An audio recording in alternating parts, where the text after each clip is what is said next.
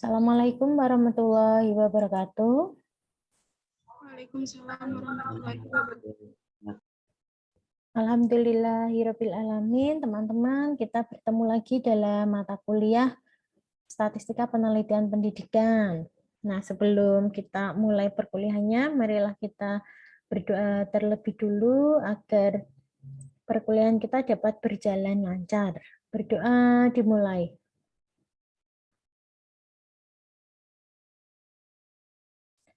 Cukup? Teman-teman mahasiswa, jika minggu lalu kita sudah belajar uji Z, uji T, dan uji binomial untuk satu perlakuan, maka pada hari ini kita akan belajar ada 3 bahasan. Ya. Yang pertama ada uji chi-square, kemudian ada uji Kolmogorov-Smirnov, dan ada rantes. Nah, hari ini kita akan dibantu oleh kelompok 1 ya yang akan memaparkan materi. Sepertinya ini sudah siap ya Mbak Dewi, Neta, dan Mbak Nungki nih. Satu lagi siapa Mbak? Mas Dion. Nggih, Bu. Nah, ini sudah terlihat di satu ruangan ya. Oke. Teman-teman yang lain sudah siap? Silahkan dibuka di bab 6 ya bukunya.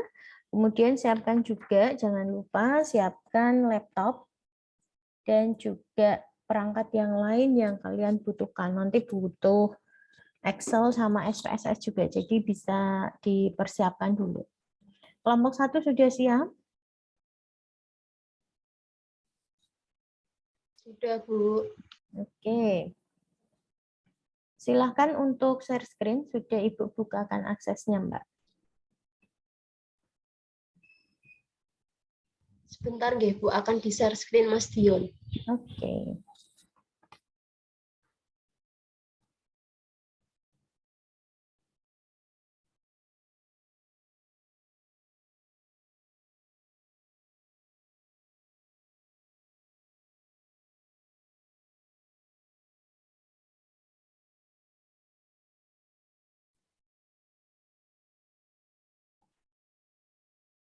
Sudah muncul, silahkan dimulai.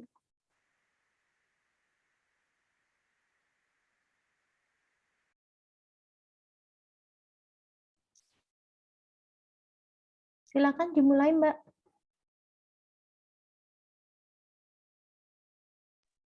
Assalamualaikum warahmatullahi wabarakatuh. Perkenalkan kami dari kelompok 1. Di sini kami akan membahas materi tentang uji C kuadrat, uji Kolmogorov, dan juga rantes. Dengan anggota kami, yang pertama ada saya sendiri, Nuki Velasova, NIM 2018-35012. Yang kedua ada Mas Ardiansyah, NIM 2019-35005, dan juga Mbak Dewi Neta, NIM 2019-35014. Materi yang pertama untuk uji C kuadrat akan diterangkan oleh Mas Dion.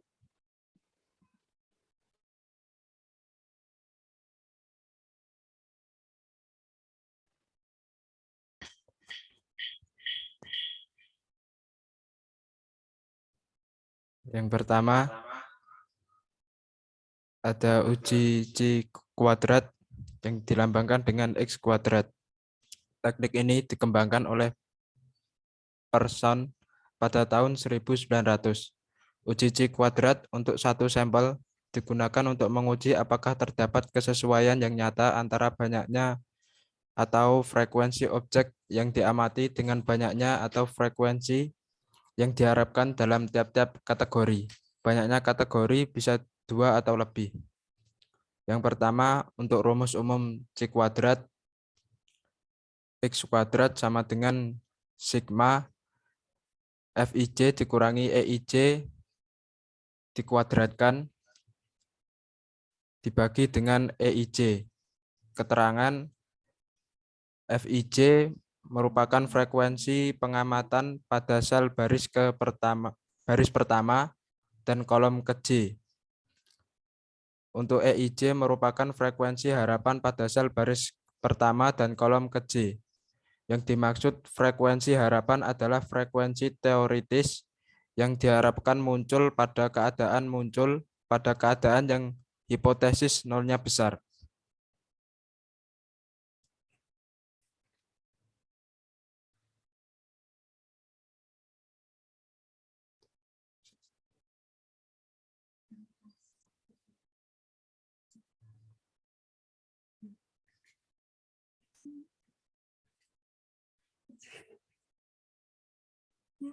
Ayo, silakan dilanjutkan. Yuk, sebentar.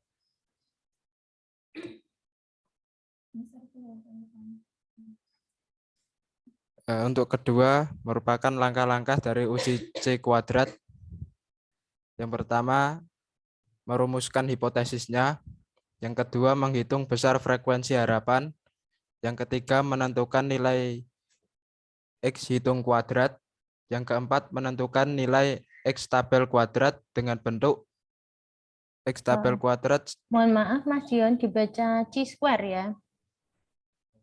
Ibu. Atau C kuadrat itu bukan X, nggih, bacanya C. C kuadrat hitung sama C kuadrat tabel, atau kalau dalam bahasa Inggris chi-square. Ya, oke, silahkan diperbaiki cara bacanya. Yang ketiga, menentukan nilai C square hitung. Yang keempat, menentukan nilai C square tabel dengan bentuk C square tabel sama dengan C square A dalam kurung B dikurangi 1 dikali dalam kurung K dikurangi 1 B dikurangi 1 dikali dalam kurung K dikurangi 1 adalah derajat kebebasan dengan R banyaknya baris dan K banyaknya kolom. 5. Kriteria penerimaan hipotesis. H0 diterima jika C square hitung kurang dari sama dengan C square tabel. H0 ditolak jika C square hitung lebih dari C square tabel. Langkah terakhir, membuat kesimpulan.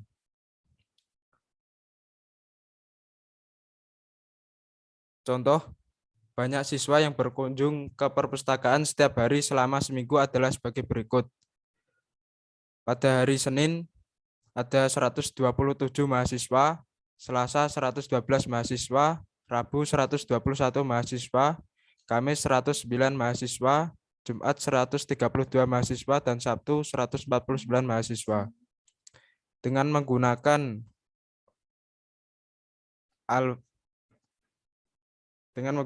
alfa sama dengan 0,05, apakah banyak orang yang berkunjung tersebut tergantung pada nama-nama hari. Pembahasan yang pertama, hipotesis nol dan alternatif soal di atas adalah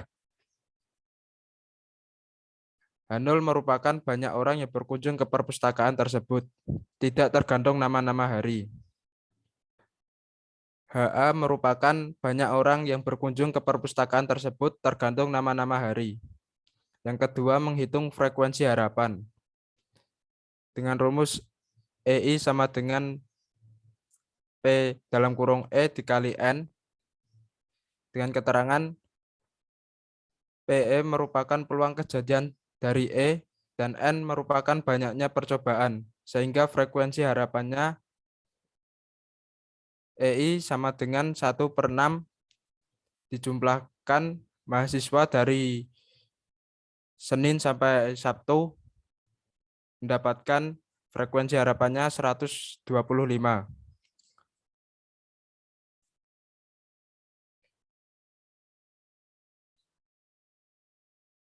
Kemudian untuk menentukan C square hitungnya yaitu dengan rumus C square sama dengan sigma dalam kurung FIJ dikurangi EIJ dikuadratkan per EIJ. Untuk cara menghitungnya yaitu C square hitung Senin sama dengan sigma 100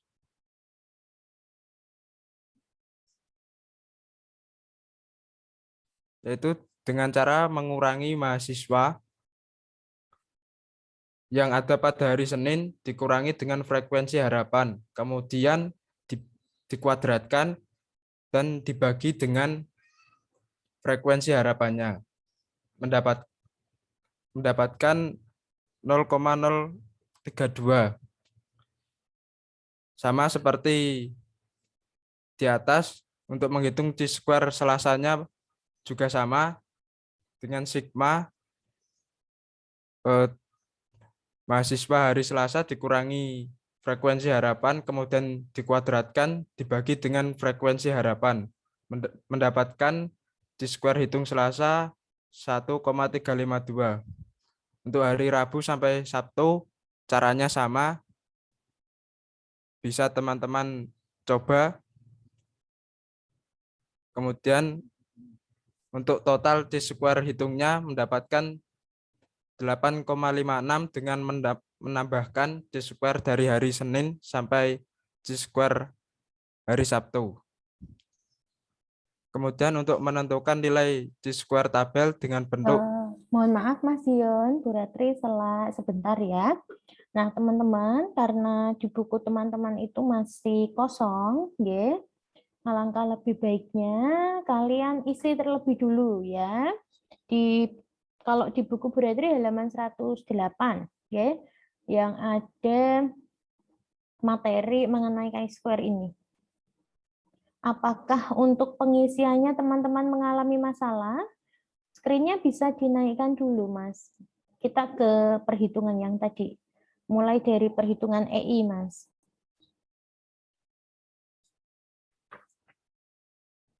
Frekuensi harapan. Hitung frekuensi harapan. Dion. Tolong dinaikkan sedikit, Mas, PDF-nya. Bu, ini macet, Bu. Oke, silahkan teman-teman jika ada pertanyaan, apakah sudah bisa menghitung EI-nya? Naik dulu sedikit, naik lagi. Nah, ini ya, EI sama dengan PE, peluang kejadian E dikali dengan N. Silahkan teman-teman tulis dulu rumusnya yang EI, karena di buku itu enggak ada. Jadi kenapa sih dapat rumusnya itu 1/6 dikali jumlah banyak atau jumlah mahasiswa yang mengunjungi perpustakaan ya.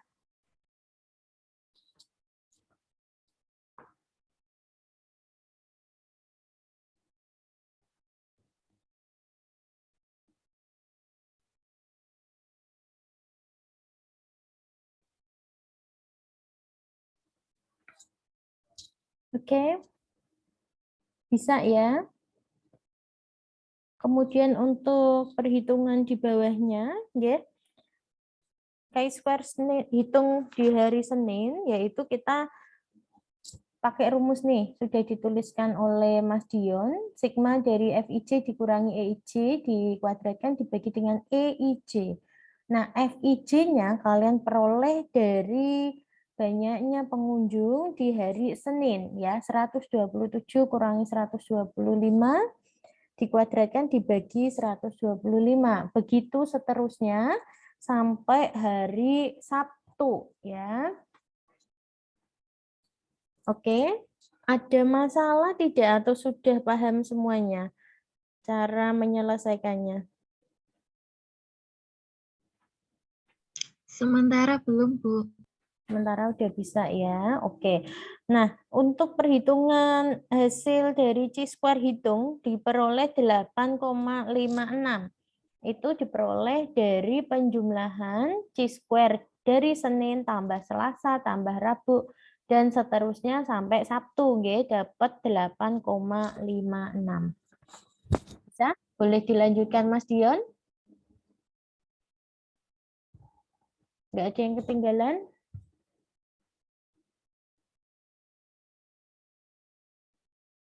Novia, di tempat enggak Mbak Novia?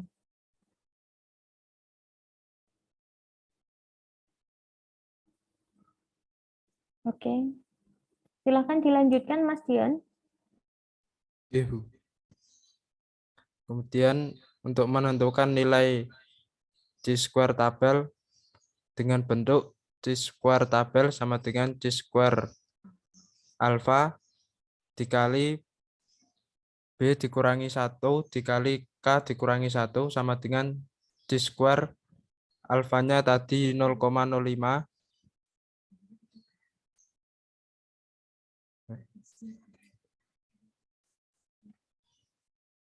Kemudian B dikurangi satunya mendapatkan 1 dan K dikurangi satunya mendapatkan 5. Sama dengan 11,0705. Oke, saya bentar, ada yang mau tanya enggak di sini? Untuk di halaman 107 tadi langkah-langkah C-square ya.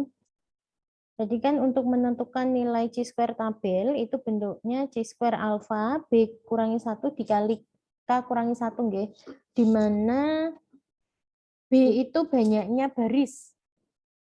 Nah, banyaknya baris kan tadi ada 2 ya, hari dan banyaknya pengunjung. Nah, barisnya ada 2, kemudian dikurangi 1. Jadi dapat 1 dan 5 itu dari mana? Nah, B-nya 2 dikurangi 1. Dapat 1, kemudian K. K adalah banyaknya kolom. Nah, kolomnya ada 6. Kolomnya 6, mulai dari Senin, Selasa, Rabu, Kamis, sampai Sabtu. Ya, jadi 6 dikurangi 1. Nah, untuk menentukan C-square tabel, kita lihat tabel halaman berapa, Mas Dion?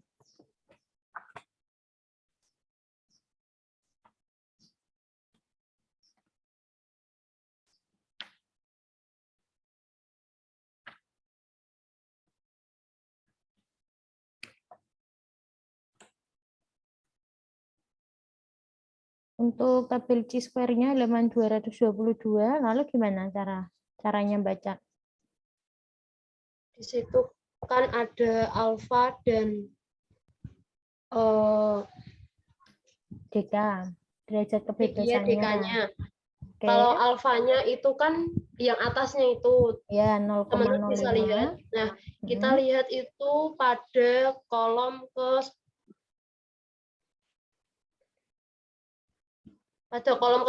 0,05 itu, dan juga DK-nya tadi kan 1 dikali 5 jadinya 5. Terus kita tarik ke bawah 1 sampai 5 mendapatkan 11,07. Oke, sip. Bagus sekali. Thank you kelompok 1 ya. Bisa teman-teman bisa baca C-square tabelnya? Bisa ya. Jadi ada DK, ada alfanya. Nah, DK-nya 5, alfanya 0,05 sehingga diperoleh C-square-nya 11,07. Oke, bisa dilanjut Mas Dion?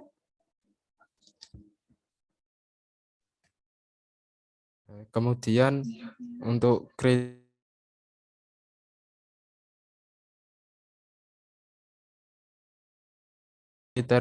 C-square hitung kurang dari sama dengan C-square tabel. Tadi sudah didapatkan bahwa C-square tabelnya itu 11,0705. Kemudian untuk C-square hitungnya 8,56. Jadi bisa disimpulkan bahwa C-square hitung kurang dari C-square tabel. Kemudian untuk kesimpulannya, karena H0 diterima, maka dapat disimpulkan banyak orang yang berkunjung ke perpustakaan tersebut tidak tergantung nama-nama hari. Oke, begitu ya. Jadi itu adalah contoh dari uji C kuadrat. Nah, C kuadrat ini teman-teman tadi bisa garis bawahi bahwa dia digunakan untuk mengecek apakah kesesuaian antara banyaknya frekuensi yang diharapkan pada setiap kategori. Untuk kali ini frekuensinya diharapkan apakah dia ada kesesuaian dengan hari. Nah, gitu nggih. Nanti bisa juga kesesuaian dengan tanggal, misalkan seperti itu. Kesesuaian dengan apalagi beda lagi gitu ya. Oke, ada pertanyaan enggak untuk uji C-square atau C kuadrat? Belum, Bu. Belum? Bu. Oke, silakan kelompok 1 bisa melanjutkan materinya.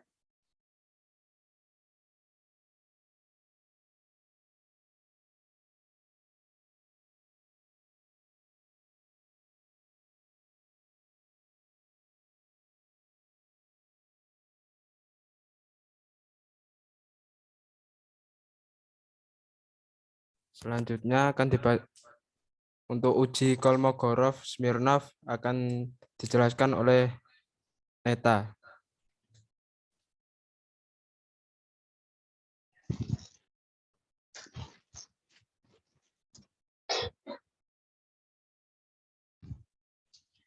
Uji Kolmogorov-Smirnov. Tes ini digunakan untuk mengetahui kesesuaian antara distribusi serangkaian skor hasil observasi dengan distribusi teoritis tertentu. Dengan melihat distribusi sampling hasil pengamatan tersebut, dapat diketahui apakah perbedaan yang besar itu terjadi hanya kebetulan saja ataukah menunjukkan perbedaan yang sebenarnya dari populasi. Langkah-langkah pengujian Kolmogorov-Smirnov. Yang pertama, merumuskan hipotesis nol dan hipotesis alternatifnya. Yang kedua, menentukan F0x, yaitu proporsi frekuensi distribusi kumulatif teoritik dibandingkan dengan banyaknya sampel penelitian.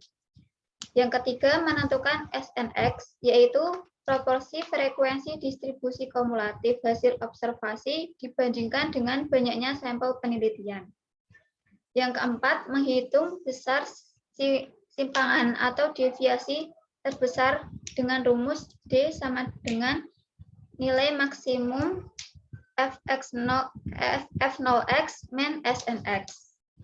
Yang kelima, membuat kriteria pengujian hipotesis dengan ketentuan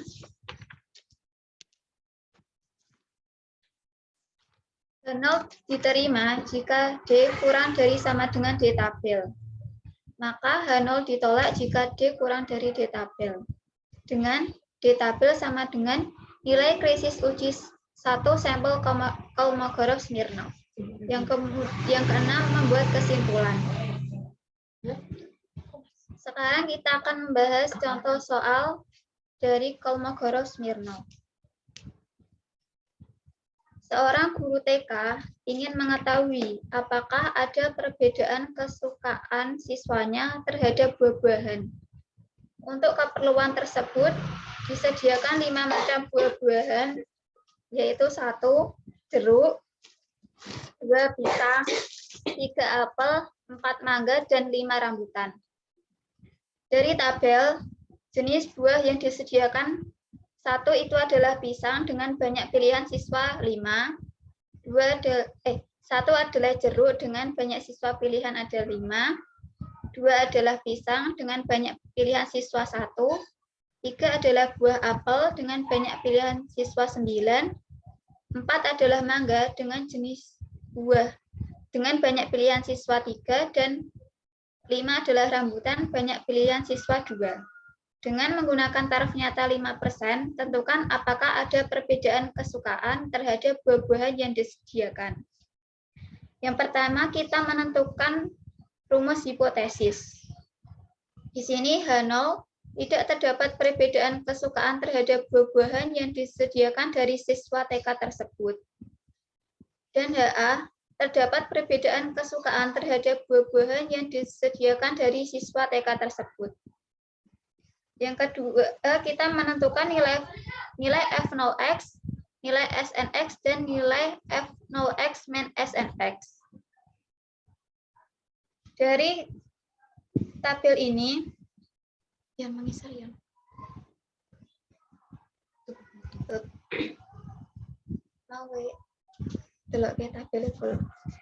Di sini kolom pertama, di sini untuk menentukan nilai F0x, itu kita lihat jenis buahnya. Jenis buah pertama dibagi 5. 5 adalah jumlah dari jenis buah tersebut. Kemudian untuk yang kolom kedua ada nilai 2/5. Itu ada 2 jenis buah, yaitu buah jeruk dan pisang. Jadi nilainya 2/5. Untuk kolom yang ketiga ada 3 jenis buah, yaitu jeruk, pisang, dan apel, jadi nilainya 3/5. Untuk kolom yang keempat adalah 4/5. Dan kelima adalah jumlah seluruh buah, yaitu 5/5. Untuk nilai SNX didapatkan dari didapatkan 5/20 dari jumlah siswa yang memilih buah 1 adalah 5 siswa, jadi 5/20. Untuk SNX kolom kedua ada 6/20, itu dilihat dari banyak siswa yang memilih jeruk dan pisang, yaitu 5 + 1 menjadi 6/20. Untuk kolom yang ketiga, ada siswa yang memilih jeruk, pisang, dan apel, jadi penjumlahan dari 5 plus 1 plus 9 ada 15/20. Untuk kolom yang keempat, penjumlahan dari siswa yang memilih jeruk, pisang, apel, dan mangga, yaitu penjumlahan 5 plus 1 plus 9 plus 3, jadi 18/20. Dan yang kolom yang kelima itu penjumlahan dari jeruk, pisang, apel, mangga, dan rambutan menjadi 20/20. Untuk yang menentukan F0x min SNX, kita menggunakan operasi pengurahan pecahan seperti biasa dengan menyampaikan penyebut, didapatkan 1/5 min 5/20 sama dengan 1/20, 2/5 min 6/20 sama dengan 2/20, 3/5 min 15/20 sama dengan 3/20, 4/5 min 18/20 sama dengan 2/20, dan 5/5 min 20/20 sama dengan 0.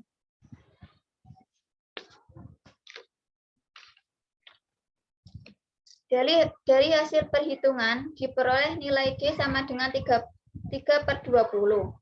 Nilai D tadi kan nilai maksimum dari F0x min SNX. Jadi 1/20 kan didapatkan 0,05. Sedangkan 2/20 didapatkan 0,1 dan 3/20 didapatkan 0,15. Jadi nilai maksimum dari F0x min SNX adalah 3/20 sama dengan 0,15. Oke, sebentar. Untuk memperoleh D, teman-teman sudah tahu belum? Jadi lihat baris terakhir ya. Nilai mutlak dari F0x dikurangi SNX, di mana nilai tertingginya adalah 3/20. Jadi nilai D adalah nilai maksimumnya. Jadi kalian pilih nilai paling besar, gitu ya. Mudah ya? Oke. Saya rasa sudah bisa dipahami Mbak Dewi. Boleh dilanjutkan bagaimana cara menentukan D tabelnya. Yang ketiga, menentukan nilai D tabel, yaitu nilai kritis uji satu sampel Kolmogorov-Smirnov untuk N sama dengan 20 dengan taraf nyata 0,05. Untuk di buku Statistika Penelitian Pendidikan, di halaman 279, di sana ada tabel krisis uji Kolmogorov-Smirnov. Karena di soal ini untuk N sama dengan 20, sedangkan di buku tidak terdapat N sama dengan 20, jadi saya ambil dari sumber lainnya, sumber data lainnya. Subscreen.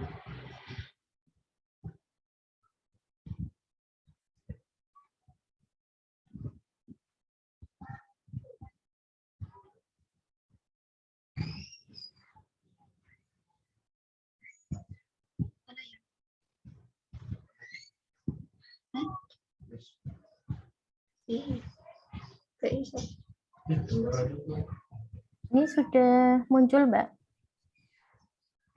Ya, di sini saya ambil dari sumber lainnya untuk nilai N sama dengan 20 dengan alfa 0,05.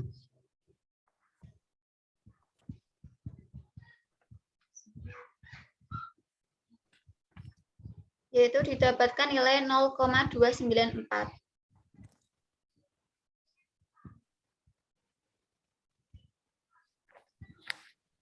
Oke.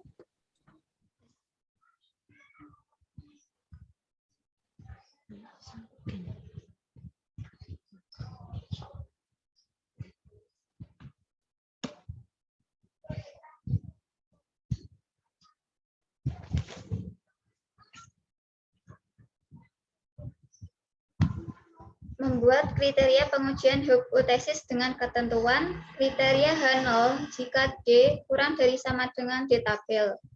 Karena nilai D sama dengan 0,5 sama dengan 0,15 kurang dari D tabel sama dengan 0,294, maka H0 diterima. Dapat disimpulkan bahwa tidak terdapat perbedaan kesukaan terhadap buah-buahan yang disediakan dari siswa TK tersebut.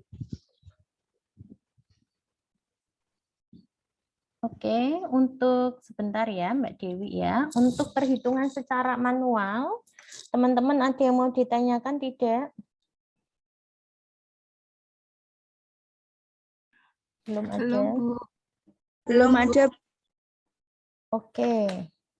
Nah, saya ingin mereview sedikit ya, mumpung Bu Ratri ingat. Tadi untuk uji yang pertama, uji Chi-square, itu kan ada tahap-tahapnya. Uji ini juga ada tahap-tahapnya, gitu. Pengujian hipotesis. Coba naik sedikit, Mbak.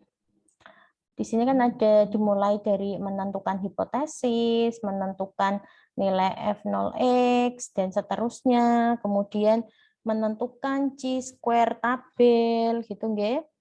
Sampai kriteria penerimaan. Nah, tahap-tahap ini harus teman-teman tuliskan semua di dalam pengujian hipotesis ya. Tahapnya harus lengkap seperti ini. Tidak boleh tiba-tiba nanti tanpa menulis H0, hati-hati. Ini bukan HO ya, nulisnya harusnya 0 ya nak ya. Ini salah, tapi nanti kalian jangan tiru. Di buku ini kan salah ya. Nulisnya H sama huruf O ya. Tapi yang benar H0 ya, hipotesis 0. Makanya simbolnya kan huruf H sama angka 0 gitu nggih. Jadi semua tahapnya harus diikuti mulai dari pengujian hipotesis, penentuan statistik yang digunakan, penentuan nilai kritis, kriteria penerimaan H0, terus penarikan kesimpulan dan interpretasi hasil. Nah, itu wajib diikuti gitu ya. Meskipun pakai SPSS tetap harus nulis bunyi hipotesisnya, tetap nulis rumusnya. Pengujian SPSS nanti kan ada outputnya. Lah output itu kalian letakkan untuk menggantikan hitungan manual seperti itu. Jadi nemu dihitung sama di tabel. Nanti kriteria pengujiannya kalau pakai SPSS berarti ganti pakai nilai signifikan, tidak lagi ditambahi, tidak hanya manual.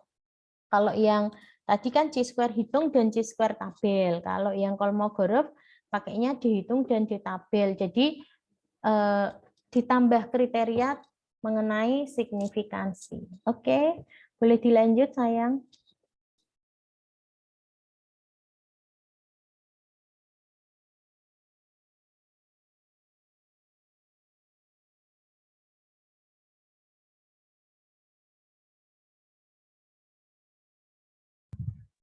Ini adalah hasil dari pengujian jika menggunakan SPSS.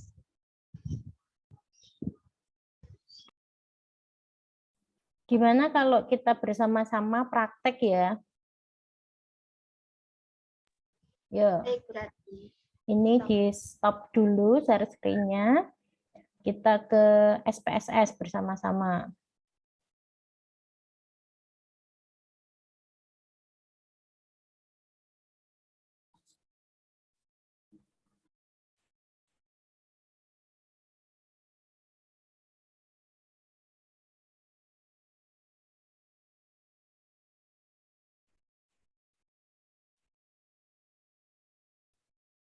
Mbak Neta sambil dipandu ya, yang pandu Mbak Neta.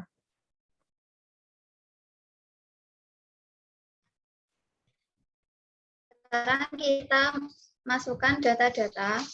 Untuk di sini saya menggunakan nama yaitu X sebagai jenis buah yang disediakan dan Y sebagai banyak pilihan siswa.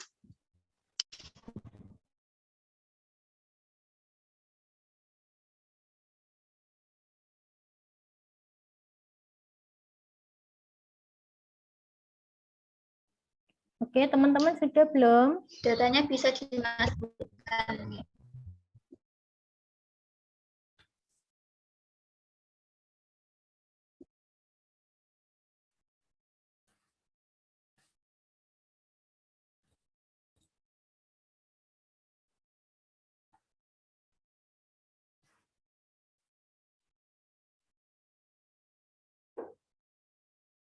Ini kenapa kok di SPSS kalian jenis datanya menjadi apa itu namanya? Bukan numerik ya? Coba ke variable view, coba nak. Klik variable view-nya.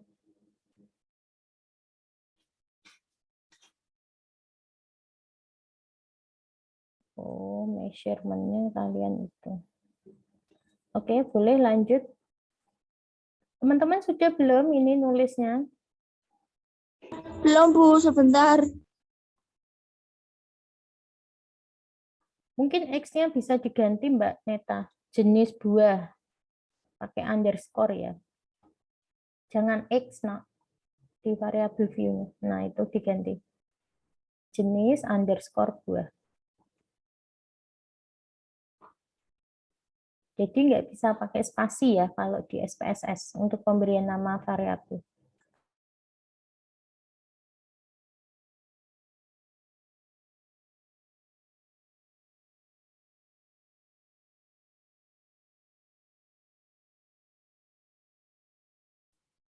Sudah? Ya, kita bisa mulai, Mbak. Yang diklik apa aja?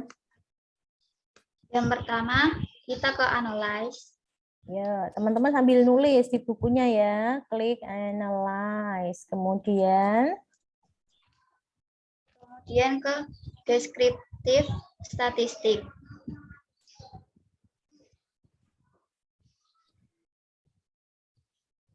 Kemudian ke explore.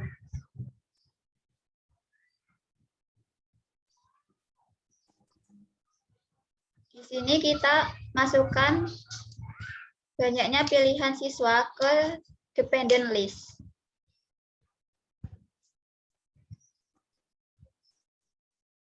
Kemudian kita ke plots.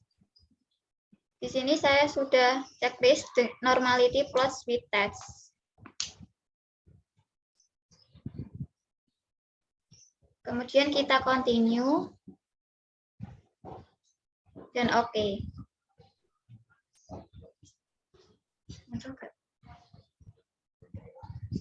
harus stop share screen dulu. Terus Oh, ya. kalian share screen output-nya. Jangan yang ini.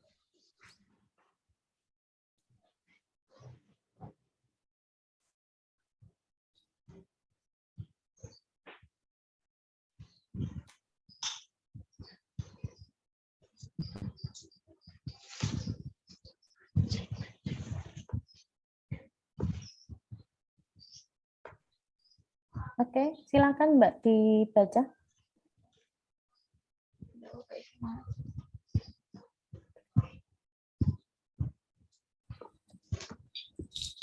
Ini adalah tes dari normality. Tes normalitas.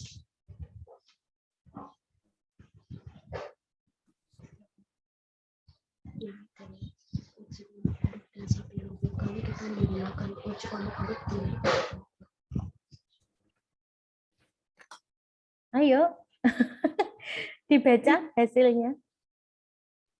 Didapatkan dari uji Kolmogorov dan Shapiro-Wilk dari banyak siswa dengan statistik 0,224 dengan signifikan 0,2.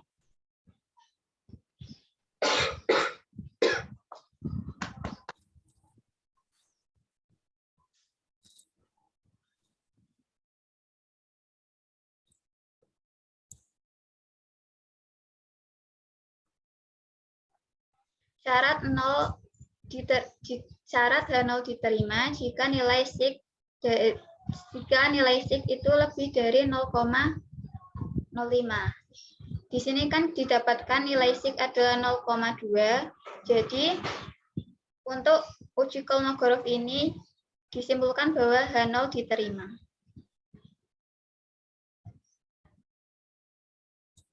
Oke, teman-teman gimana? Sudah bisa bacanya?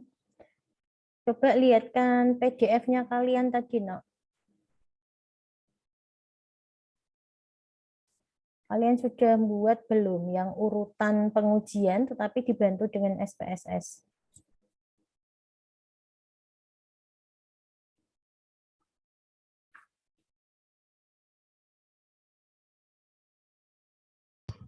Di sini kan berdasarkan hasil dari SPSS dapat dilihat bahwa nilai SIK sama dengan 0,2. Sedangkan kriteria H0 diterima jika SIK lebih dari sama dengan 0,05. Maka 0,2 lebih dari sama dengan 0,05 sehingga jika H0 diterima, maka dapat disimpulkan bahwa tidak terdapat perbedaan kesukaan terhadap buah-buahan yang disediakan dari siswa TK tersebut. Oke, nah ini yang Ibu tadi bilang ya, kalian hanya ada output SPSS terus tiba-tiba muncul nilai atau muncul penerimaan H0. Nah, ini nanti bisa ditambahi ya, Mbak Neta dan Mbak Nungki. Bu Ratri sudah paham kalau ini tuh mau membuktikan dengan SPSS, maksudnya seperti itu. Tetapi kan ini jadi potol. Potol itu bahasa Indonesianya apa? Jadi setengah-setengah ya, di atasnya ini nggak ada hipotesisnya. Tiba-tiba kalian terima hipotesis, gitu nggih. Jadi tadi setelah kesimpulan untuk uji manual, kalian ulangi lagi, nggih. Jadi penyelesaian dengan bantuan SPSS tetap pakai H0 HA. Kemudian kriteria pengujiannya ditambah nilai, jika nilai signifikansinya lebih dari 0,05 maka H0 diterima, kayak gitu loh. Jadi lengkap gitu ya. Oke. Teman-teman, karena ini nggak ada di buku, apakah ada yang mau ditanyakan?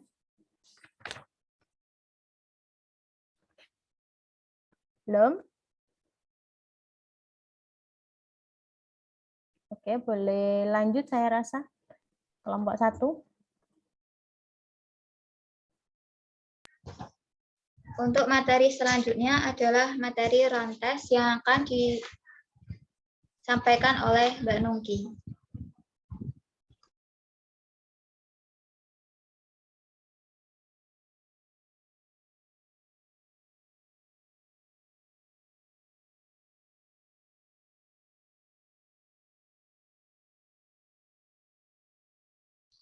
Selanjutnya yaitu untuk materi rantes bisa dilihat bersama-sama di buku Statistika Penelitian Pendidikan pada halaman 111.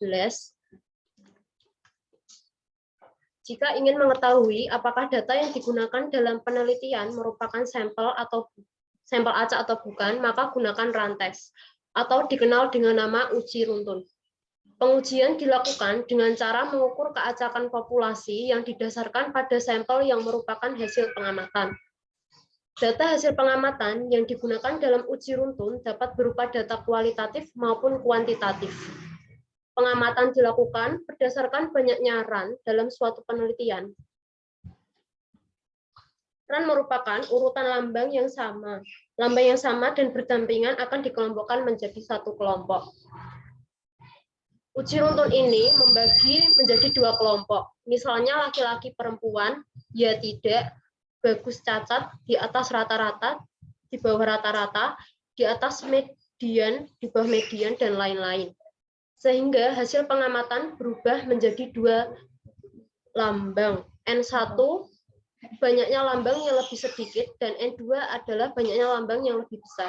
Sehingga N1 ditambah N2 menjadi ukuran sampel N sama dengan N1 ditambah N2.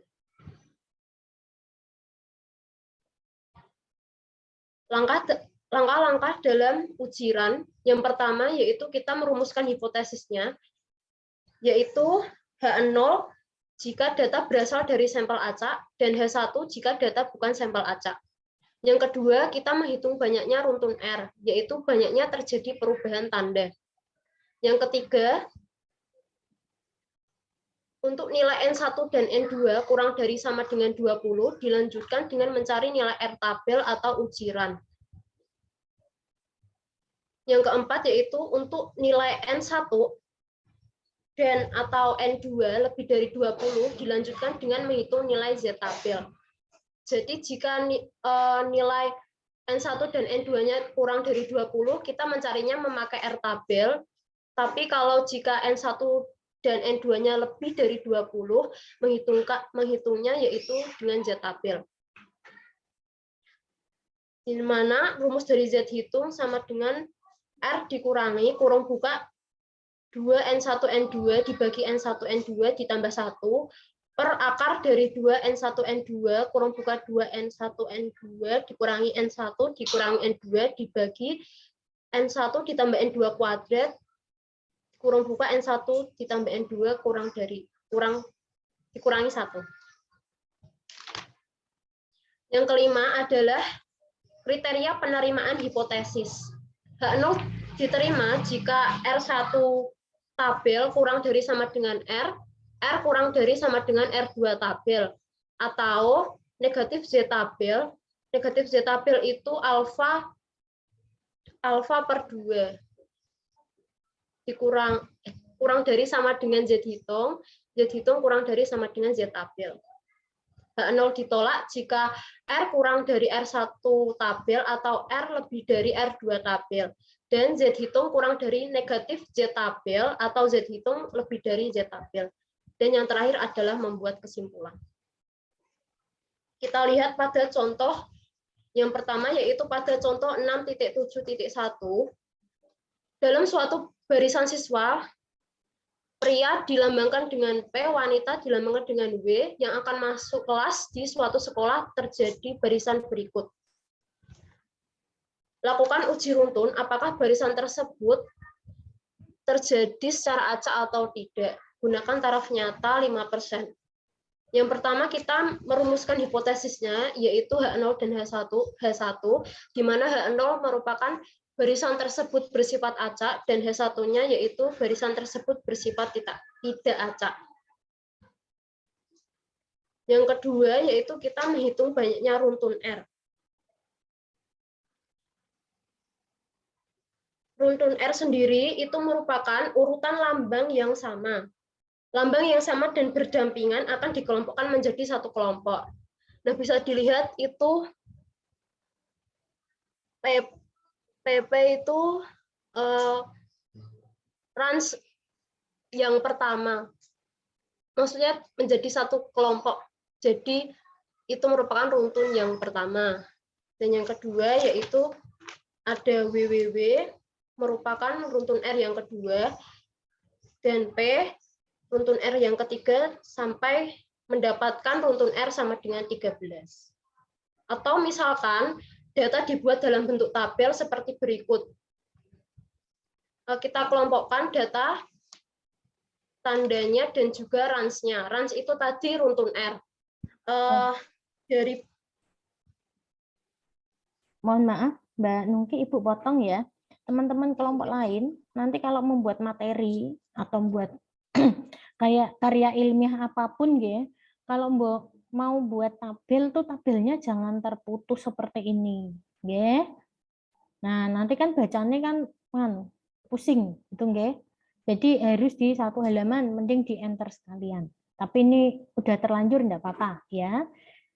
Bisa dijelaskan tadi maksudnya menentukan runtun R-nya, saya rasa mudah ya. Ke atas dulu, no. Jadi ini kan ada barisan tadi ya, ada barisan dari pria-pria, wanita-wanita. Nah, kita kelompokkan berdasarkan jenis kelaminnya barisannya. Jadi pria-pria ini dianggapnya 1R ya. Kemudian wanita-wanita ini runtun kedua. Prianya sendirian runtun ketiga, wanitanya 2 kali, runtun keempat, dan seterusnya. Teman-teman bisa paham maksudnya sampai R-nya ada 13. Siapa yang belum paham boleh tanya. Cukup paham? Oke, boleh dilanjut Mbak Nungki ke bawah. No. Yang belum langsung tanya boleh ya. Silakan Mbak.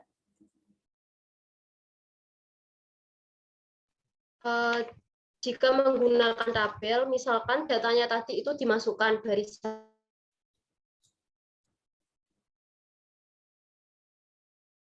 misalnya, itu kan dalam buku pada halaman 113 didefinisikan tandanya yaitu dibedakan ya teman-teman. Untuk yang pria itu diberi tanda 1, kalau untuk wanita diberi tanda 2 seperti pada tabel berikut. Sehingga bisa dilihat bahwa ran sendiri itu kan lambang yang sama ya, dan akan dikelompokkan menjadi satu kelompok. Jadi PP itu merupakan rans yang pertama. Selanjutnya WWW itu lambang tandanya kan sama 2. Jadi itu menjadi rans yang kedua. Lalu pria merupakan runtun yang ketiga sampai seterusnya yaitu sampai ke runtun 13. Apa masih ada yang bingung mengelompokkannya?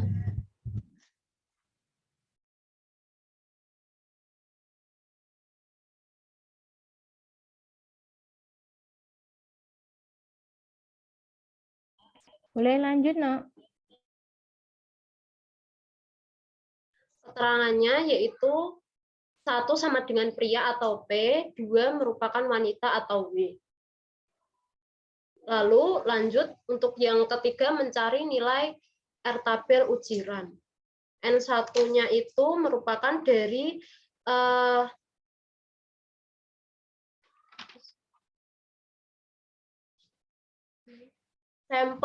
sampel dari prianya itu ada berapa. Kalau dilihat dari barisannya kita bisa menghitung itu ada 11 dan untuk yang N2-nya wanitanya itu ada 17. Cara menghitungnya apakah sudah paham atau belum ya? Untuk penentuan N1 N2-nya.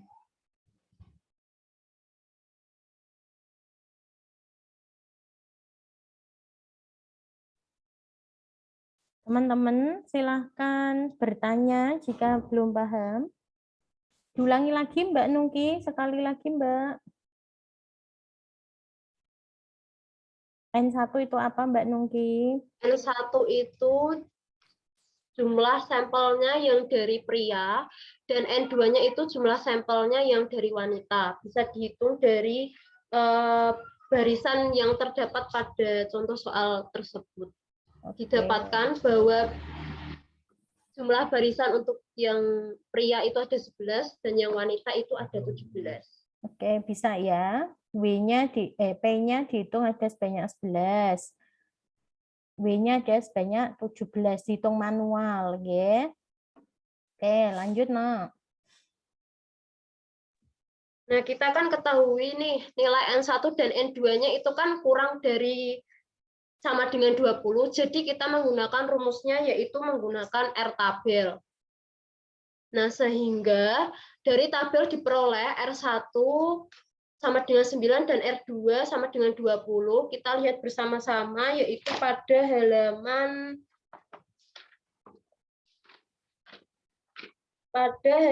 280. Buku Statistika Penelitian Pendidikan yang ini.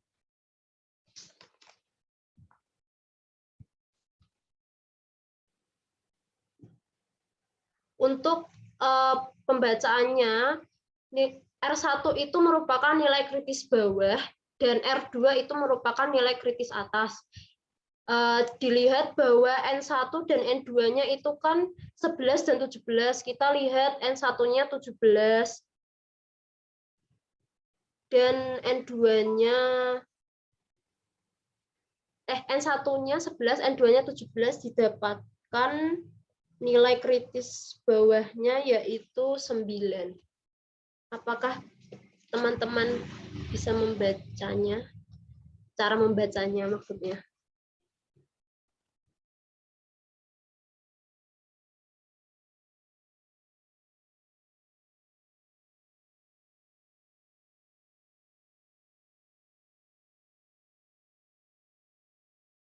Silahkan bertanya, teman-teman, jika kurang paham.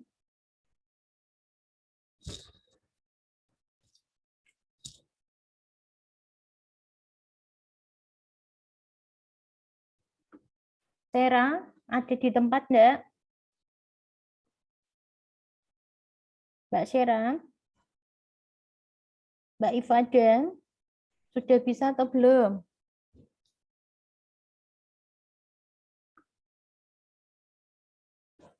Iya, Bu. Gimana Mbak Ifada, sudah bisa belum?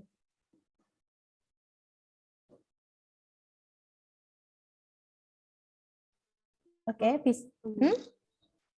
Gimana Mbak? Menentukan R tabelnya sudah bisa belum?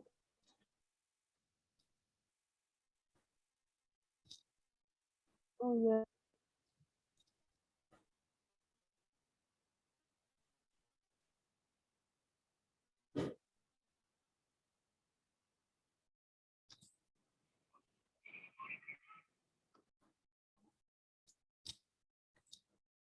Oke, bisa diulangi lagi Mbak Nungki. Bagaimana caranya menentukan R tabel? Di sana ada nilai kritis dan nilai kritis bawah, nilai kritis atas ya. Coba diulangi lagi, Nak. Untuk mencari nilai R tabel, yang pertama kita kan harus mengetahui N1 dan N2-nya terlebih dahulu. Didapatkan N1-nya 11 dan N2-nya 17. Lalu kita lihat pada halaman 280 mengenai tabel kritis uji runtun. Untuk penentuan R1-nya itu merupakan nilai kritis bawah dan R2-nya yaitu nilai kritis atas. Kita lihat dari nilai R1 dari tabel nilai kritis bawah N1 sama dengan 11 dan N2 17 didapatkan nilai kritis bawahnya 9. Sedangkan untuk nilai kritis atasnya sama seperti mencari pada nilai kritis bawah didapatkan 20. Oke, mudah ya. Jadi kalian cocokkan antara N1 dan N2. Ya, di sini kan ada selang R1 sama R2. Jadi R1 itu yang kritis bawahnya. Kalian cari tabel yang atas tuh. Disambung ke 11 dan 17, ketemunya 9. Kemudian yang kritis atas untuk cari R2 tabelnya, kalian sambungkan N1-nya 11 dan 17, ketemu 20. Jadi dia berada pada rentang 9 sampai 20. Oke. Kemudian, nah kita buat rentang penerimaan H0. Jadi H0 diterima jika R hitung berada di dalam rentang R1 tabel dan R2 tabel. Tadi sudah dihitung Mbak Nungki bahwa R hitungnya sama dengan 13 gitu ya. Oke. Banyaknya R runtun tadi loh. Nah, 13 nggih. Maka karena R runtunnya berada di selang tadi, H0 diterima. Simpulannya barisan bersifat acak. Bisa? Mudah ya? Oke, bisa dibantu Mbak Nungki untuk pengujian dengan SPSS. Nah, ini tadi sama ya, nanti direvisi ya, teman-teman kelompok 1. Jadi ada mulai dari perumusan hipotesis, kemudian sampai kriteria penerimaan H0-nya, gitu nggih. Oke, lanjut yuk, kita sama-sama. Teman-teman udah mindah datanya ke SPSS belum? Mungkin sudah ngetik, tapi bentuknya beda. Yuk, silakan kelompok 1 bisa share screen bentuk data yang harus diketik di SPSS ya. Jadi biasanya kalau di buku itu kan dibuat garis horizontal begini untuk menuliskan, ya. Tetapi kalau di SPSS harus ke bawah, Nak. Nah, gini ya. Oke, yuk. Sudah menulis bentuk seperti ini belum?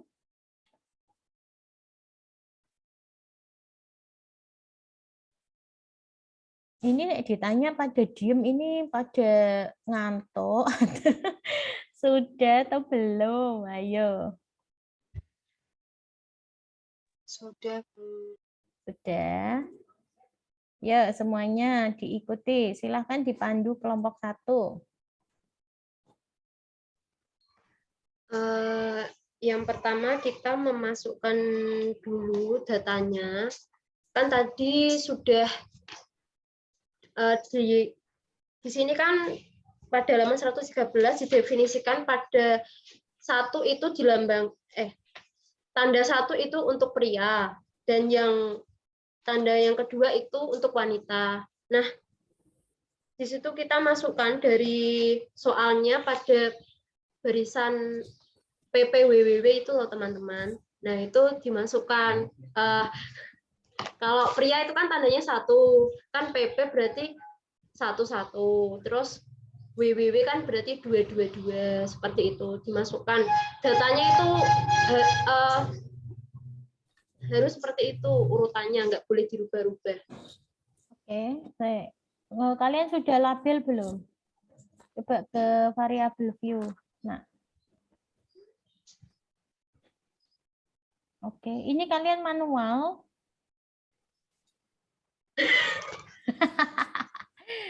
Oke, yuk Ibu bantu semuanya ya. Tadi sudah diketik belum datanya? Sudah. Kita ke values. Values klik no. Nah, value 1 tulis 1. Labelnya pria. Itu maksudnya Beb. Nah, itu namanya mendefinisikan label ya.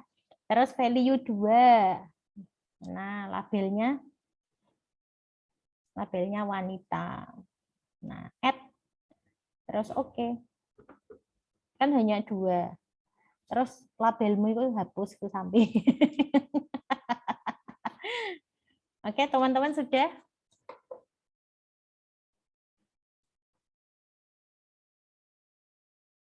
Kalau enggak ada komen, kita lanjut ya.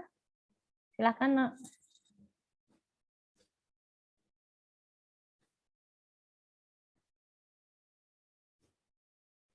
Setelah kita memasukkan datanya seperti tadi, nah kita pilih menu Analyze.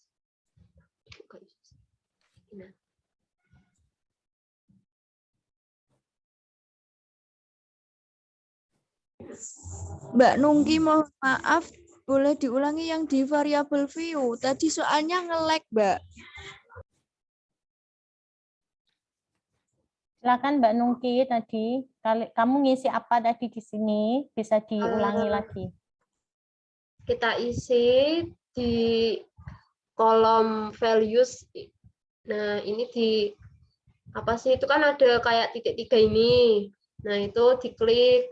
Lalu kita masukkan value yang pertama, itu value 1, labelnya itu pria.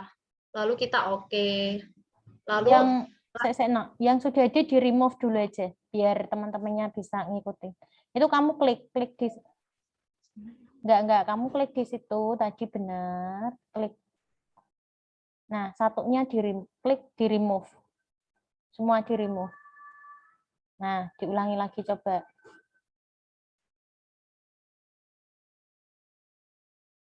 Ayo Mbak Nungki, dijelaskan. sebentar, Bu. Kenapa?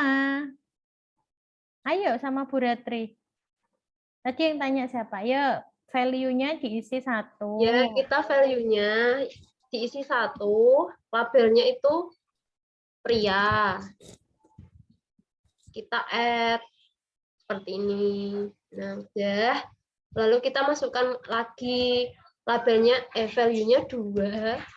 Labelnya kita isi wanita. Nah, kita add seperti ini. Lalu kita oke. Oke. Sudah, teman-teman? Sudah, Bu. Oke, lanjut, Nak.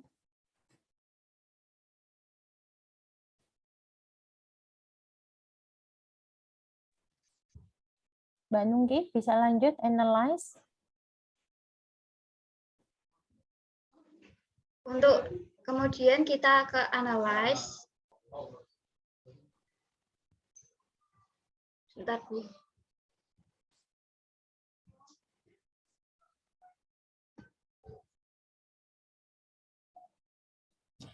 Analyze, kemudian non-parametric test. Ikuti yang di buku ya. Kemudian ada legacy dialog. Kalian pilih yang run.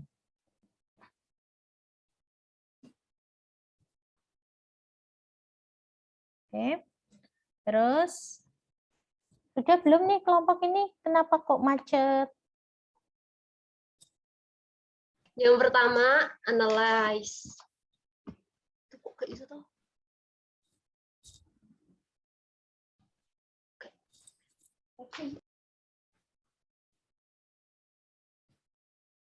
Maaf, Bu, ada kendala.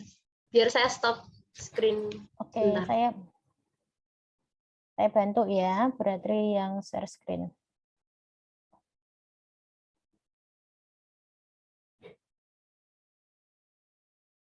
Jadi kalian klik yang di sini analyze, kemudian non-parametric test, legacy dialog, kemudian run. Sudah? Untuk ini sudah mengikuti Bu. semuanya.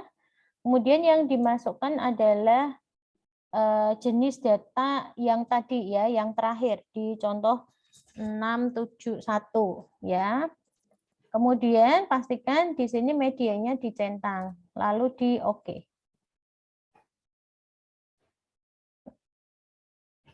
Kemudian dia akan muncul seperti ini. Ya. Silahkan dibaca kelompok 1 hasilnya.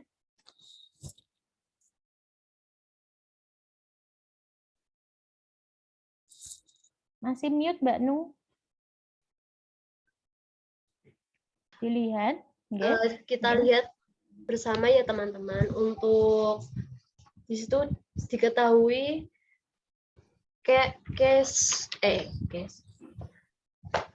untuk number of runs-nya itu merupakan banyaknya runtun.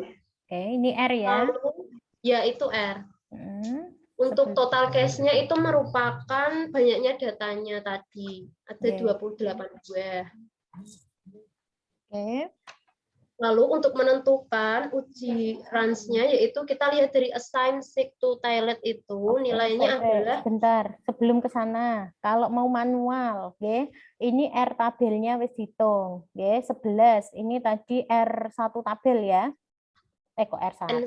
N1, sorry. Ini N1, ini N2. N1-nya 17, N2-nya sorry. N1-nya 11, N2-nya 17. Kemudian 28 itu total N-nya, nggih. Number of runs ini banyaknya R, nggih. Oke, terus Mbak Nu lanjut. Lalu kriteria pengujian hipotesisnya yaitu dengan kita lihat dari assign seek to toilet yang paling bawah itu. Nah, jika H0-nya diterima, itu jika nilai asimnya ini lebih dari alfanya. Alfanya itu 5%, tapi di buku itu 1% bisa diganti ya, teman-teman. Oke, jadi 1% itu jika kita mau taraf nyatanya 1% ya, tetapi disoalkan itu 5%, gunakan taraf nyata 5%. Ya. Berarti 0,729 dia lebih dari 5%, sehingga H0-nya diterima. H0 diterima artinya apa? Barisan tersebut bersifat acak. Oke. Teman-teman ada yang mau ditanyakan? Belum ada, Bu. Belum ada. Ternyata mudah sekali ya. Mudah kalau kalian lihat sendirian, nggih. Iku apa ya? Kok angka-angka semua ya gitu. Tapi ternyata setelah bersama-sama diikuti kuliahnya, insya Allah bisa. Oke. Lanjut. Ada lagi enggak Mbak Nungki?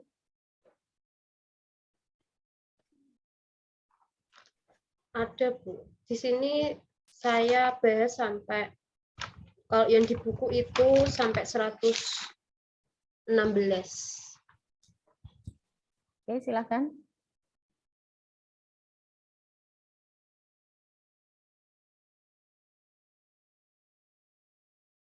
Lalu contoh yang kedua pada contoh 6.7.2 soalnya yaitu 10 orang siswa ditimbang dan hasilnya sebagai berikut.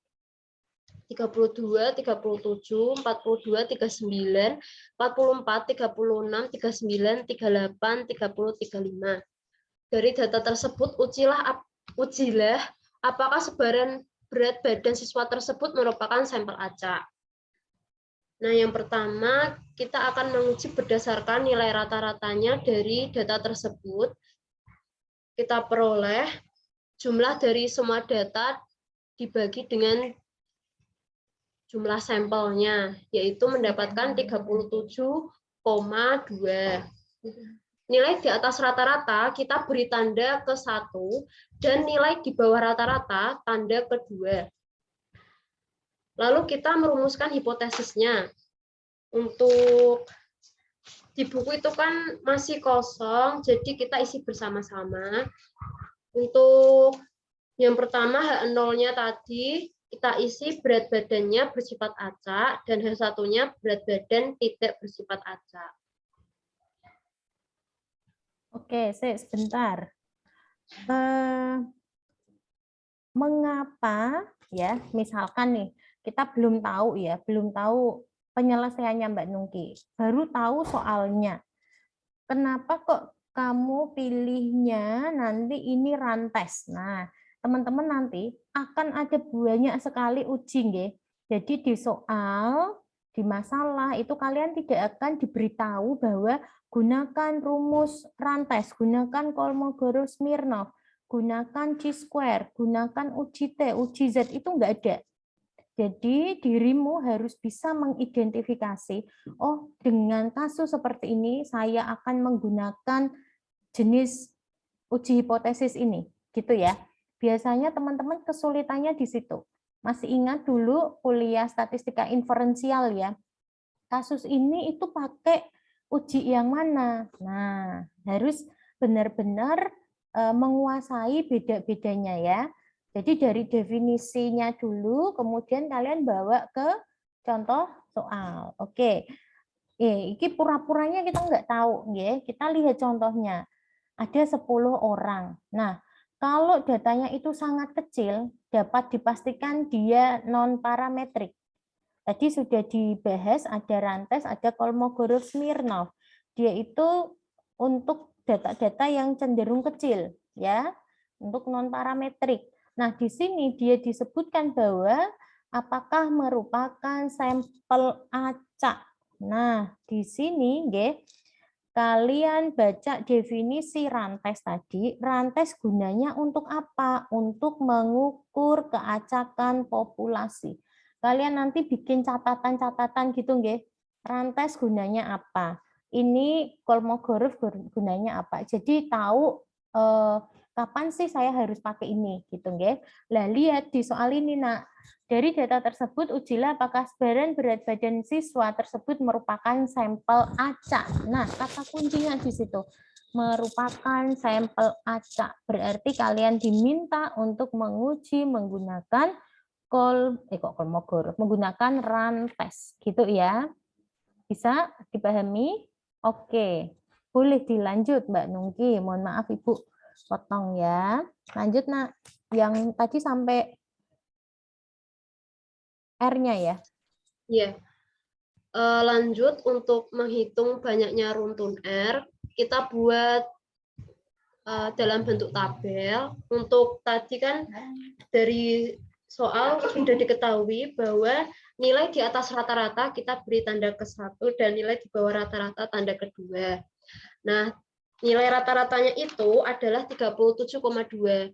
32 dan 37 itu kan masih di bawah rata-rata. Jadi kita beri tanda 2. Itu merupakan satu kelompok. Jadi merupakan runtun yang pertama. Lalu kita lihat 42, 39, dan 44 itu kan nilainya di atas rata-rata, jadi diberi tanda 1. Nah, itu merupakan satu kelompok menjadi runtun yang kedua. Selanjutnya yaitu 36. 36 itu masih di bawah rata-rata, jadi kita kasih tanda 2. itu merupakan runtun yang ketiga. Lalu 39 dan 38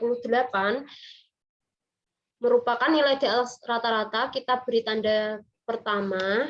Karena tandanya ini sama, jadi dia merupakan satu kelompok. Kalau dia satu kelompok, itu merupakan dari range-nya itu tadi. Nah, ini merupakan runtun yang keempat.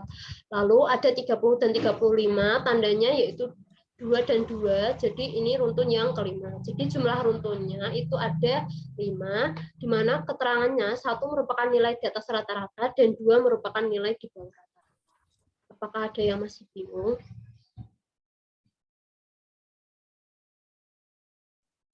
Kalau di buku punya Ibu Ratri ketikane salah ya. Punyamu sudah betul belum?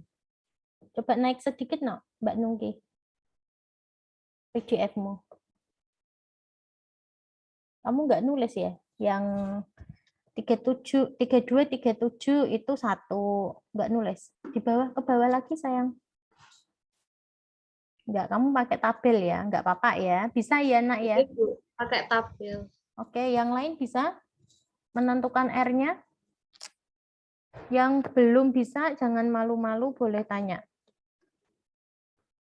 Sepertinya tidak ada masalah. Lanjut, nak. Lanjut, jadi banyaknya runtun R sama dengan 5. Yang ketiga adalah mencari nilai R tabel. Yang pertama, kita mencari N1 dan N2-nya. N1 tadi kan diberi tanda nilai di atas rata-ratanya, kita hitung di situ datanya ada berapa. Didapatkan ada 5, dan N2-nya juga didapatkan ada 5. Sehingga dari tabel diperoleh nilai R1 tabel dan R2 tabel, sama seperti pada contoh yang pertama tadi, kita lihat pada halaman 280 untuk menentukan nilai R1 tabelnya dan R2 tabel dari tabel nilai kritis, tabel kritis uji runtun. Didapatkan R1 tabelnya 2 dan R2 tabelnya 10. Oke, teman-teman semuanya coba cek di buku kalian masing-masing untuk menghitung R tabelnya. Mencari kok sampai ketemu nilai R1 tabelnya 2, R2 tabelnya 10. Yang belum bisa boleh tanya. Jadi kalian cari nilai kritis bawahnya dulu ya, 5, N1-nya 5 dan N2-nya 5 sampai ketemu angka 2. Kemudian nilai kritis atasnya 5 dan 5 ketemunya 10. Sudah bisa? Sudah ya, saya rasa ini masih nyambung dengan tadi. Oke, terus lanjut Mbak Nungki. Lanjut, untuk yang keempat, kita menentukan kriteria penerimaan hipotesis. H0 diterima jika R1 tabel kurang dari sama dengan R, kurang dari sama dengan R2 tabel. Karena perhitungan didapatkan, R1 tabelnya tadi kan 2, nilai runtunnya yaitu 5, dan R2 tabelnya 10. Jadi, kesimpulannya, karena perhitungan didapatkan R1 tabel kurang dari sama dengan R, kurang dari sama dengan R2 tabel, maka H0 diterima. Sehingga berat badan siswa tersebut bersifat acak. Oke, bagus sekali. Nah, karena di sini tadi totalnya kan hanya 10, maka dia pakai rantes yang hanya sampai menentukan R tabel. R dan R tabel saja. Untuk contoh berikutnya, contoh 671, dia barisannya tuh ada banyak ya. 673 ya. 672 ada pertanyaan soal yang ini? Enggak ya? Udah ya nak ya. Kita lanjut contoh satu lagi Mbak Nungki. Sudah dibuat belum? Ampun, Bu. Ini mau pakai SPSS? Enggak usah ya, lanjut yang ini. Silakan nak. Lalu untuk contoh yang terakhir, di soalnya diketahui data absensi 50 orang siswa dalam suatu kelas yang sudah disusun berdasarkan alfabet, diketahui berjenis kelamin sebagai berikut. Lalu, apakah absensi tersebut bersifat acak? Gunakan taraf nyata 5%. Yang pertama, kita rumuskan hipotesisnya dulu. H0-nya absensi bersifat acak, H1-nya absensi tidak bersifat acak. Lalu yang kedua, kita menghitung banyaknya runtun R. Sama seperti contoh yang pertama tadi. Bisa seperti itu, bisa juga menggunakan dalam bentuk tabel seperti pada contoh berikut. Kalau kita hitung, banyaknya runtun R-nya itu ada 13.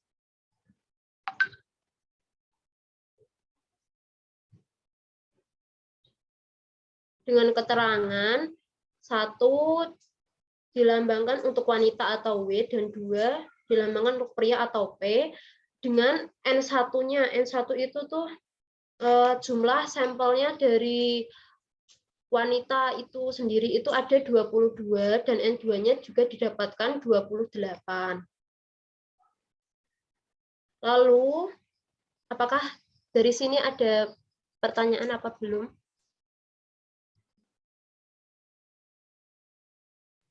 Belum, Mbak Nungki. Jika belum, kita bisa lihat dari N1 dan N2-nya. N1, N2-nya itu kan lebih dari 20 ya, jadi kita pakainya nilai Z tabel. Beda dari contoh 6.7.1 dan 6.7.2 itu kan karena N1 dan N2-nya dia kurang dari sama dengan 20, pakainya R tabel. Kalau dia N1, N2-nya lebih dari 20, kita pakainya Z tabel. Nah, nilai Z ini itu Z hitung ya. Ini Z hitung ya, teman. Salah ngetik. Oke, enggak apa-apa. Kita masukkan nilainya tadi. R-nya tadi kan 13. Dikurangi 2 kali 22, N1-nya 22, N2-nya 28. Dimasukkan semuanya sesuai dengan data yang udah kita cari tadi. Nah, didapatkan sama dengan 13 dikurangi 1232 per 50 ditambah 1. Kalau di buku belum ada, bisa ditambahkan. Dan per akar 1232 dikali 1182 per 2500 dikali 49. Sehingga didapatkan 13 dikurangi 25,64 per akar 1.456.224 per 122.500 didapatkan negatif 12,64 per akar 11,89, sehingga nilainya yaitu negatif 3,67. Dari sini apa ada yang ketinggalan dalam pengisian datanya untuk di buku?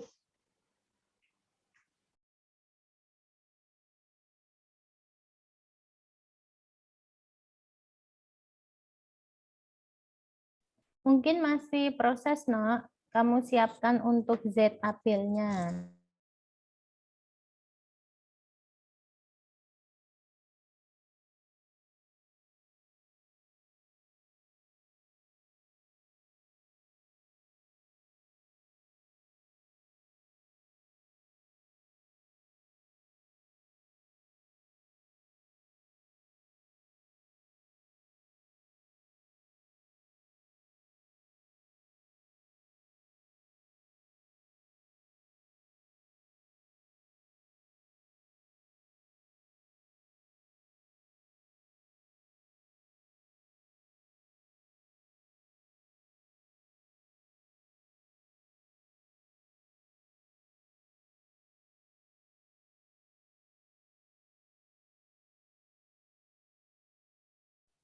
Oke, lanjut Mbak Nungki.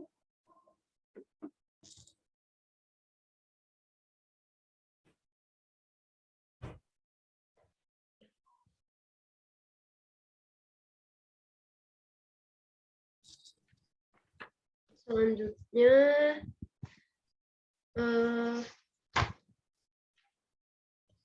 Yang keempat yaitu kriteria penerimaan hipotesis. H0 diterima jika negatif Z tabel kurang dari sama dengan Z hitung, kurang dari sama dengan Z tabel. Untuk alfa sama dengan 5%, maka nilai Z tabel Z-nya ini alfanya dibagi 2 ya, alfa per 2 dapatnya 0,025 sama dengan 1,96. Mohon maaf Mbak Nungki.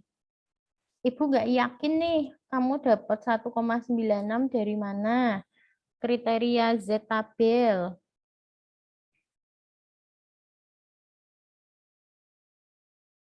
Hai Mbak Nung. Z tabel dari mana? Alfa 5%? Apakah langsung setengah dikali alfa?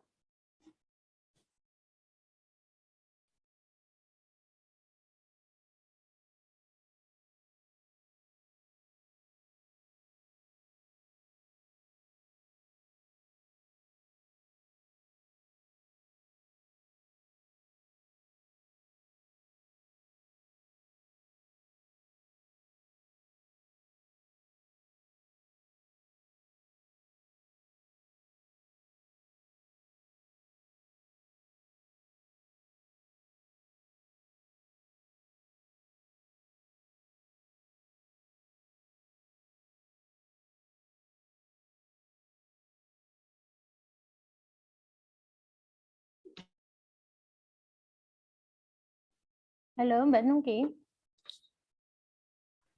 Oke, Bu. Gimana Mbak Nungki? Kenapa kok 196 ya? Dari Z 0,025. 0,025. Kalau kamu lihat tabel Z, coba. Tabel Z.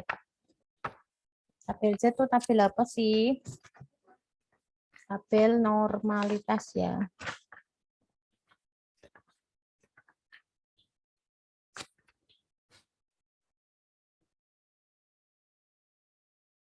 Harusnya kan kalau 1,96 itu 0,475, Mbak. Ya kan? Nah, hati-hati kalau kamu nulis Z 0,025 itu hasilnya enggak 1,96. Ayo. Enggak apa-apa, kita diskusi ya. Oke, Bu Ratri. Oke. Boleh tahu Bu Ratri kamu ini dari mana? Itu yang 196 tapi Z-nya 0,025.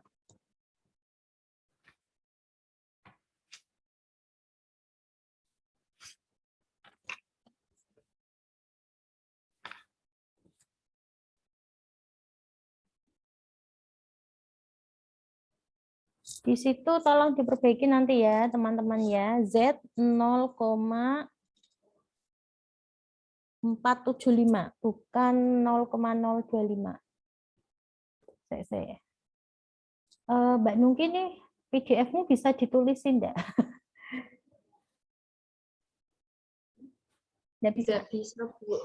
Oke, sorry Ibu, stop share screen dulu, gantian Bu Ratri.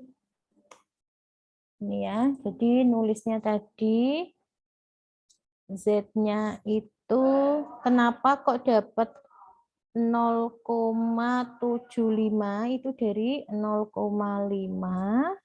dikurangi 0,5 alfa. Ini ya.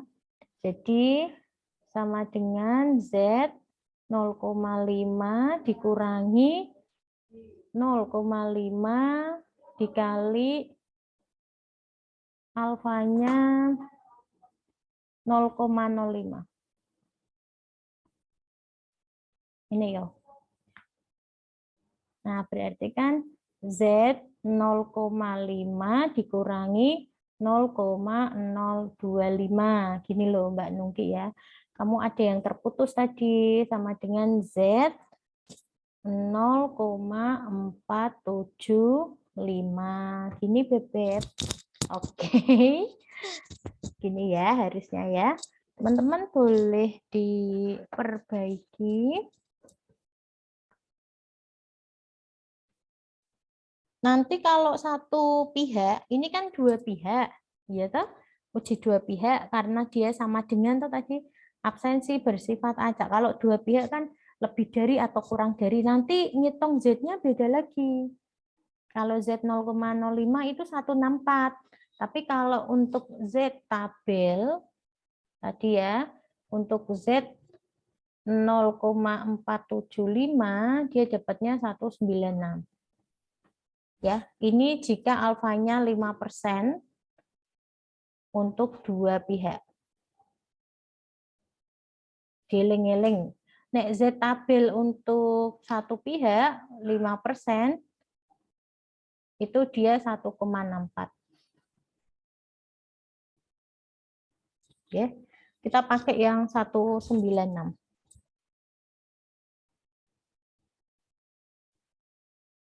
Oke, jawabannya betul tadi, tapi cara nemunya ya belum tepat, enggak apa-apa. Latihan.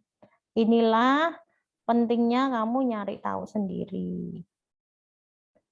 Oke, lanjut Mbak Nungki, boleh? Ini saya stop dulu. Teman-teman, sudah ditulis atau masih proses?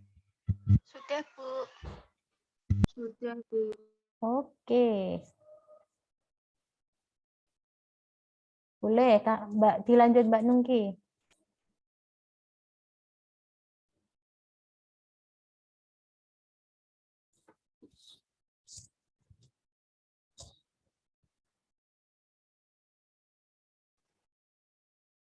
Karena nilai Z hitung tadi sama dengan negatif 3,67, sehingga Sayang, yang setelah dapat Z tabel ya, berarti kamu buat kriteria lagi.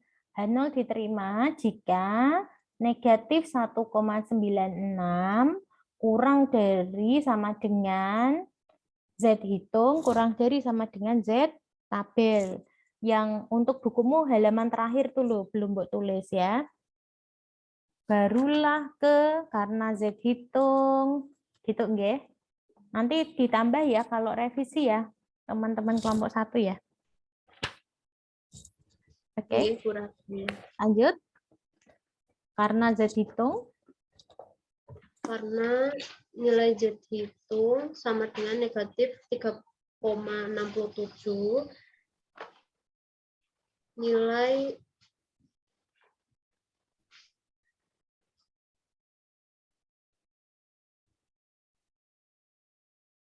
Ayo.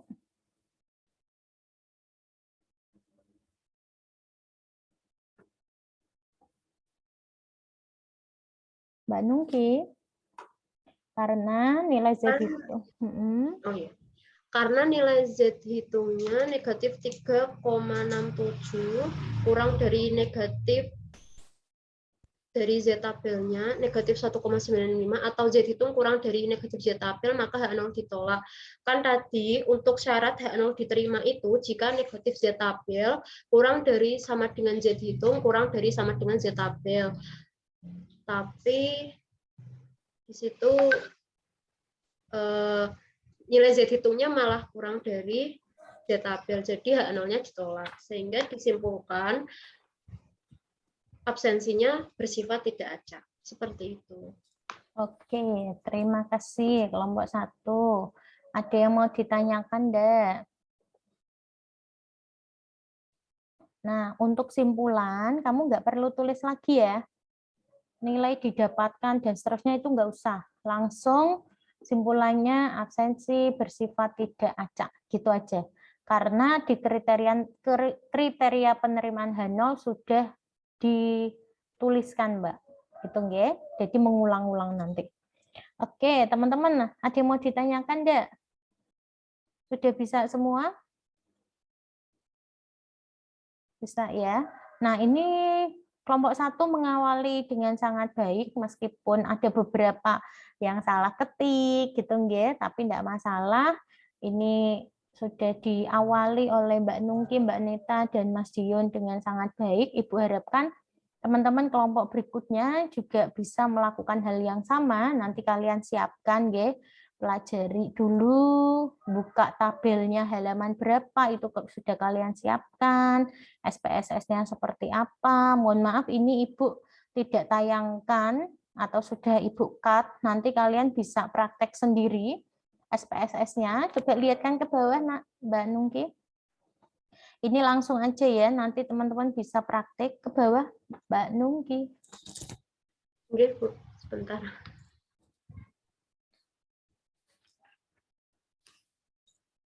Oke, nah di sini signifikannya ya.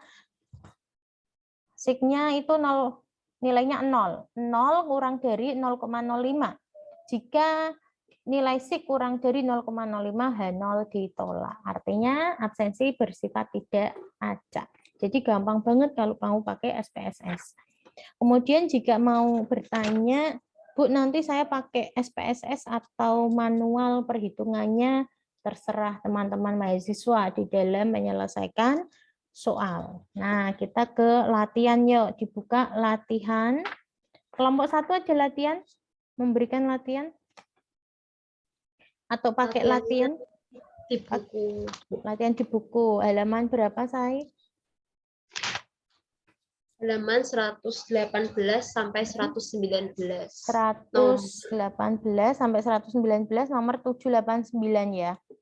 Nggih. Oke, kita bahas bersama-sama. Yang jawab bukan kelompok 1. Kita baca soal nomor 7.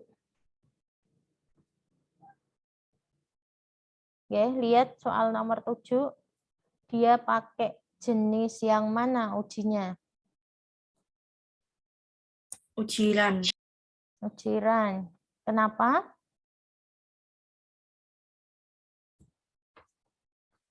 Karena diketahui di soal tersebut bersifat acak. Oke, karena diminta untuk mengecek apakah bersifat acak atau tidak ya. Oke, thank you Mbak Suci. Lanjut, nomor 8. Nah, itu soalnya salah ya. Kalau di buku saya, dari data tersebut ujilah sebaran berat badan. Nah, itu bukan berat badan. Sebaran nomor sepatu, nggih. Sebaran nomor sepatu bersifat acak atau tidak. Pakai uji apa ini? Rantes, Bu. Pakai rantes. Kenapa? Karena dia kiranya itu acak apa tidak. Oke, kemudian satu lagi. Mbak Rica tadi ya. Nomor 9 pakai apa? Kolmogorov-Smirnov. Kolmogorov-Smirnov. Kenapa?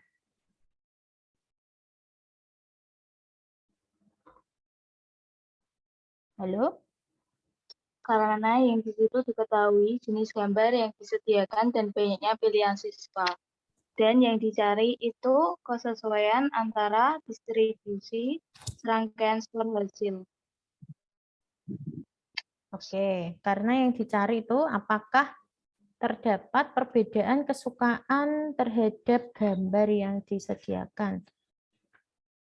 Oke, dia pakai Kolmogorov ya. Kalau Kolmogorov itu kesesuaian, kalian pakai kata kuncinya gini aja. Apakah terdapat perbedaan tuh ya, Nok ya? Tapi dia dari serangkaian hasil skor observasi. Jadi nggak ada kaitannya dengan hasil pengukuran. Kenapa kok pakai Kolmogorov gitu ya? Kalau nilai, kemudian berat badan, itu nanti nggak pakai Kolmogorov. Oke, itu tadi sudah disebutkan mengenai jenis-jenis tes yang akan digunakan pada latihan. Silakan teman-teman mencoba sendiri ya. Saya rasa tadi penjelasan kelompok 1 sudah sangat baik, sehingga harapan saya kalian bisa mengerjakan latihan tersebut dengan sempurna, tentunya dengan 6 langkah pengujian hipotesis. Jadi lengkap nggih nulis hipotesisnya apa, uji statistiknya, nilai kritisnya, kriteria penerimaan H0, kemudian simpulan dan interpretasi. Ada yang mau ditanyakan ke Bu Ratri? Bu Ratri, Nggih. izin bertanya, Bu. Tadi yang nomor 8 itu berat badan diganti apa, Bu? Nomor 8 berat badan ganti nomor sepatu. Oke, terima kasih, Bu. Oke. Sudah cukup? Ya, silahkan. Habis ini ada kuliah enggak, Nak? Ada, Bu. Pukul berapa? Ada, Bu. 13.30. 13.30. Oke. Jadi tugasnya akan saya tambahi waktunya ya. Kemarin kesepakatan kita tugasnya dikoreksi oleh kelompok 1 atau enggak ya? Boten, Bu. Boten, Bu. Enggak ya. Oke. Nanti boleh kita lanjut diskusi lewat grup WhatsApp, ya. Seandainya kalian mengalami kesulitan, seandainya malu, kalian juga boleh diskusi di luar grup tanpa ada saya, gitu, ya. Oke, Bu, akhiri kuliahnya. Kita berdoa dulu, ya. Sebelum kita akhiri, semoga perkuliahan kita memberikan manfaat untuk kita semuanya. Ya. Amin. Amin. Berdoa mulai.